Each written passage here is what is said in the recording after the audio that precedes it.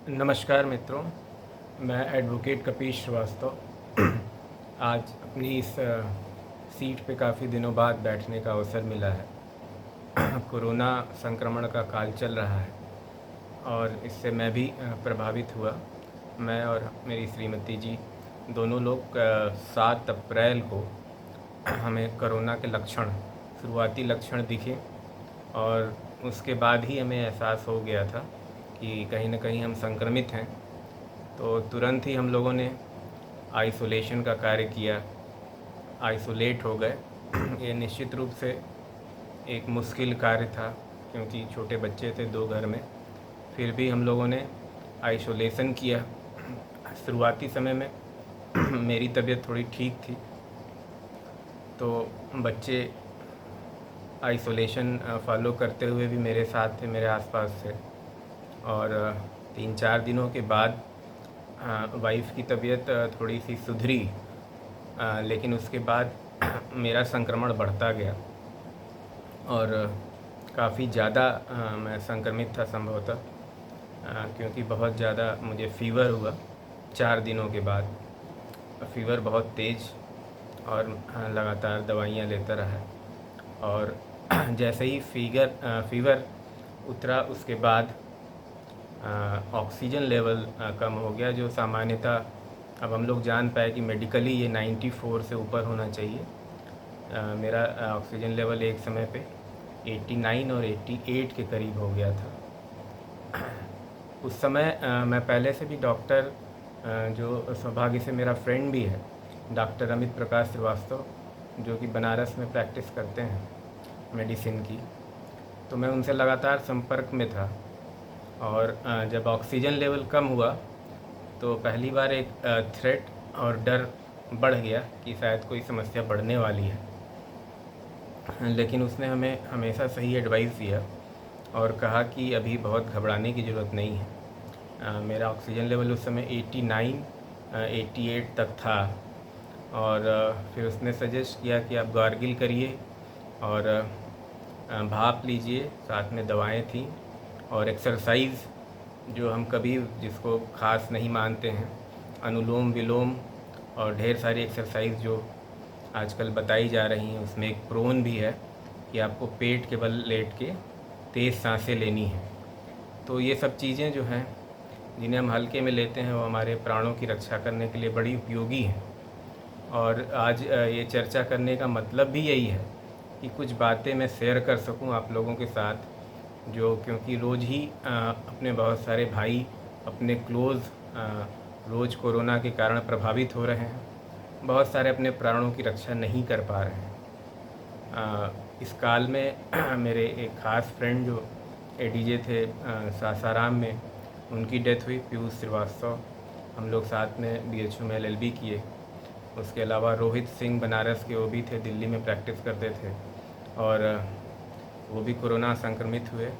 और बहुत कम एज के थे, जो हम लोग 40s में हैं, उस एज ग्रुप के लोग थे जिनकी जीवन रक्षा नहीं हो पाई। कहीं न कहीं वो हॉस्पिटल में भी पहुँचे, मेडिकल फैसिलिटीज़ भी मिली, लेकिन उनके प्राणों की रक्षा नहीं हो पाई। बहुत प्रभावशाली लोग भी बीमार हो रहे हैं, जो हमारे आसपास ही थे। चेयरमैन बोर्ड ऑफ रेवेन्यू, काफ़ी अच्छे इंसान थे, उनकी डेथ हो गई, वो पीजीआई में एडमिट थे। तो कहने का मतलब ये है कि किन आधार पे आपके प्राणों की रक्षा हो जाती है और किन आधार पे नहीं हो पाती है, आपको नहीं पता है। लोग कहते हैं कि सकारात्मक बने रहना है, तो सकारात्मक बने रहने का मतलब क्या है? एक समय में आपको, जब मैं व्यक्तिगत रूप से, मेरा ऑक्सीजन लेवल कम होने लगा, तो एक डर होता है आपको अपने लिए, फैमिली के लिए, कि अब आगे क्या होगा। तो जो बीमार है उसको अकेले सकारात्मक बने रहना बड़ा मुश्किल होता है। तो आपके साथ जो भी है, वो अगर आपके अंदर पॉजिटिव फीलिंग भरता है तो आपको बहुत हेल्प मिलती है। मेरे लिए व्यक्तिगत रूप से वाइफ थी मेरे साथ, उन्होंने मेरे साथ एक्सरसाइज खुद किया, जो भी प्राणवायु के बढ़ाने के लिए ज़रूरी हो सकते हैं। और 1-2 दिन की मेहनत के बाद धीरे धीरे ऑक्सीजन लेवल मेरा 91-92 होने लगा। और अब दिक्कत अभी भी है, लेकिन अब 94 के ऊपर रह रहा है। थोड़ा सा सांस लेने में कभी कभी दिक्कत होती है, लेकिन अब मैं ठीक हूँ।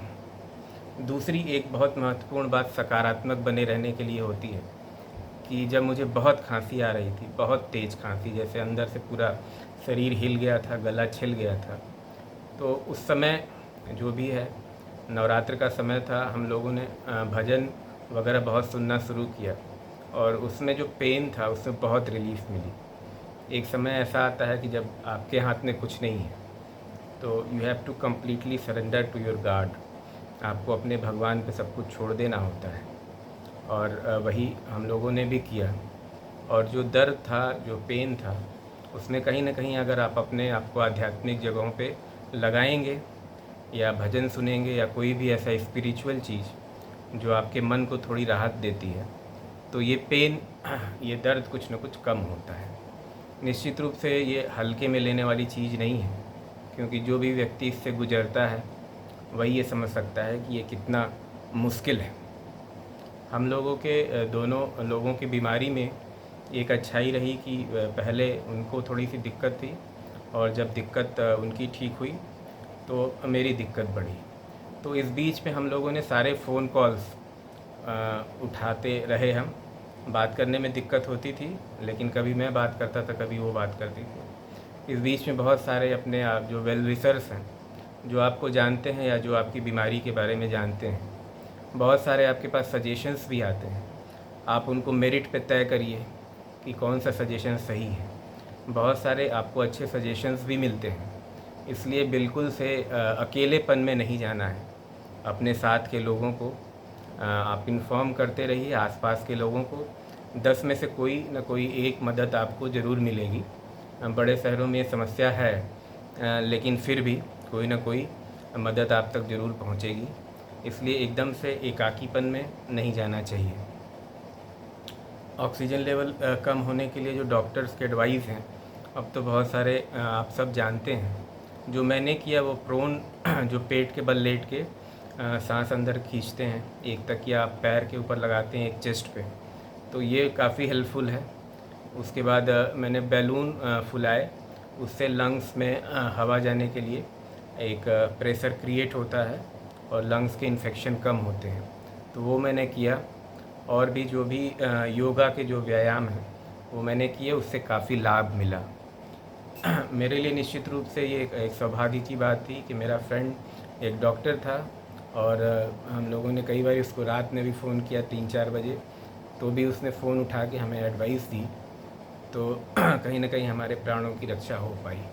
तो ये पता नहीं है कि कौन सा आधार है जिससे आप बच पाएंगे और कौन सा आधार है जिससे कई लोग नहीं बच पाए, लेकिन निश्चित रूप से कोरोना में अगर आप कमज़ोर पड़ते हैं तो एक सीक्रेट तरीके से आपके ऊपर वार करता है।